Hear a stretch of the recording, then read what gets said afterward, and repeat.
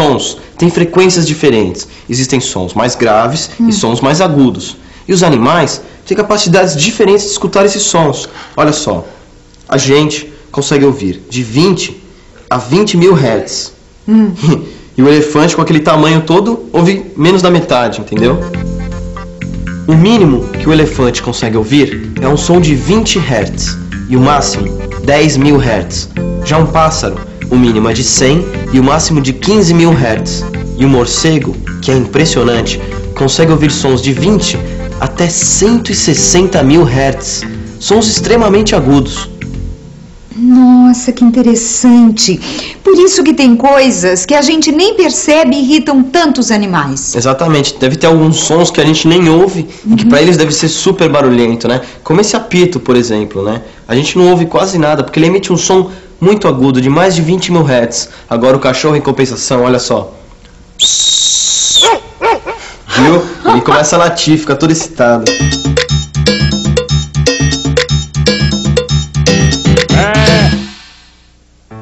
Você sabia que os morcegos usam o som para localizar alimentos no escuro? Eles emitem sons de alta frequência, muito superiores aos 20 mil Hz, que os seres humanos conseguem ouvir. Ao emitirem esses sons, as suas orelhas captam as ondas refletidas pelos objetos ao seu redor. O eco informa ao morcego sobre a posição e o tamanho dos objetos. Assim, ele consegue localizar alimento, mesmo no escuro. Como é que nós, seres humanos, conseguimos ouvir? Com a nossa orelha, que é como chamávamos o ouvido. A orelha é dividida em 3 partes, a externa, a média e a interna. As ondas sonoras chegam até o nosso pavilhão auditivo.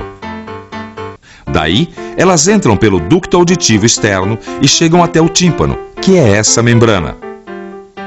Na pele que recobre o ducto auditivo, existem glândulas que produzem cera.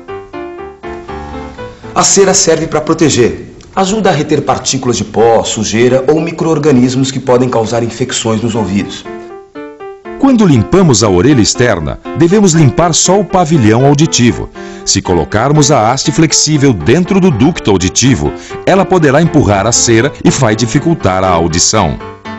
O tímpano é uma pele muito fina que vibra com a onda sonora. Depois que o som faz o tímpano vibrar, a onda sonora passa para a orelha média. Ela, a orelha média, é formada por 3 ossos, o martelo, a bigorna e o estribo. A vibração do som passa de um ossinho para o outro até chegar a uma membrana tão fina quanto o tímpano, que é chamada de janela oval. O som entra agora na orelha interna. O som é transmitido para um líquido que fica na cóclea.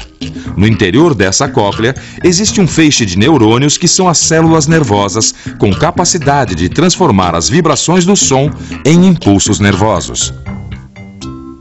Esses impulsos nervosos chegam até o cérebro que os interpreta. Então a gente identifica, reconhece e escuta o som. Nas grandes cidades, nós estamos expostos a uma grande quantidade de barulhos que podem agredir aos nossos ouvidos. Sons acima de 120 decibéis podem chegar a doer e podem causar grandes danos ao nosso aparelho auditivo. São 2 os tipos básicos de perda de audição: problemas de condução e problemas de percepção do som. A perda de audição por condução é causada devido à pouca vibração dos ossos da orelha média ou então das membranas, seja o tímpano ou a janela oval. Já se o problema é de percepção, é sinal de mau funcionamento do nervo acústico. Você sabe que uma vez você teve uma infecção no ouvido que me deixou maluca, me deixou muito preocupada. Juntou muito pus em volta do tímpano. E você não queria, mas teve que ver o Dr. Daniel na marra.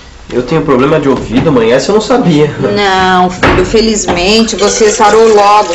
Mas essas infecções são muito perigosas, porque elas podem afetar o tímpano, que passa a não vibrar mais, entendeu? Aí, então, a gente tem que ficar atenta, prevenir.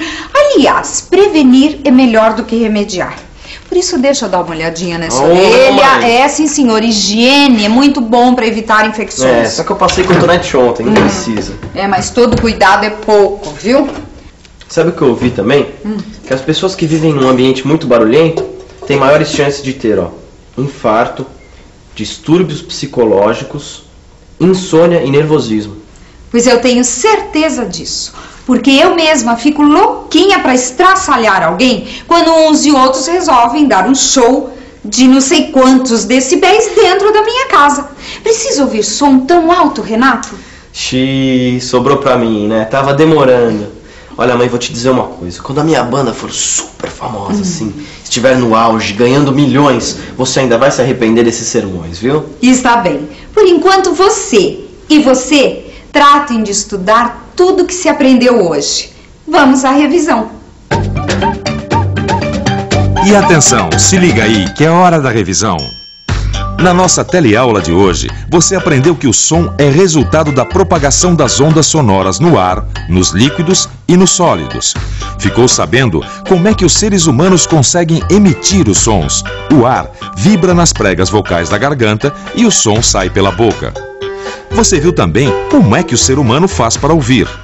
O som entra pela orelha externa, faz vibrar o tímpano, depois faz vibrar os ossinhos da orelha média até chegar ao líquido da cóclea, da orelha interna. Ali, as vibrações se transformam em impulsos nervosos que vão até o cérebro, onde são interpretados. E por fim, você aprendeu que os animais têm diferentes capacidades auditivas, que sons que não ouvimos, outros seres vivos ouvem. E que uma exposição a barulhos muito altos ou de altas frequências pode prejudicar a nossa audição. Pensando bem, não custa nada, né? A gente respeitar o ouvido dos outros e ensaiar baixinho. Mas no show, me aguardem. Tchau, até a nossa próxima teleaula.